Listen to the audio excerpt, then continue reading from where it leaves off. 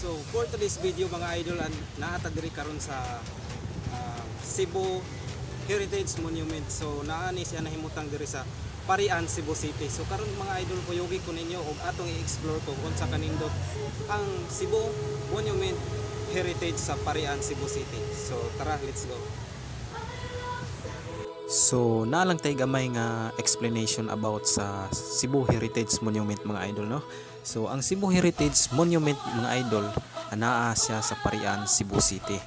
So kani nga buhat sa art mga idol, naghandom sa kasaysayan sa lalawigan sa Sugbo. Ug hibaw ba mo mga idol nga kani nga eskultura gitukod ni Eduardo Castrillo og naghulagway sa dakong timaan gikan sa kolonyal nga nangagi sa Sugbo. Lakip ang mga talan-awon sa gubat sa Mactan ug ang pagbunyag kang Raha Humabon. So kani mga idol, no, dili kay usa ka atraksyon lamang, kung dili usa sa kasaysayan nga diin parte na sa kinabuhi sa mga Sugboanon. Sa pagkakita nako ani nga eskultura mga idol, na amaze gyud ko.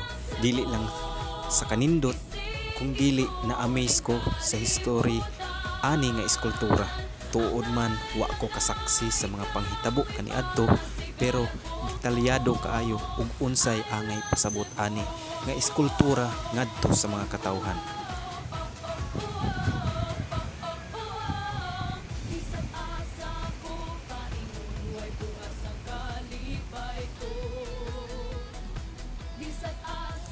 Tuod man usa na lamang kini kahandumunon sa kasaysayan mga idol, pero makaingon ka sa imong hunahuna nga grabe kaisog di ay ang mga Pilipino, no mga idol. Kay ngano kaya gyud pagkamatian ang yutang na tawhan.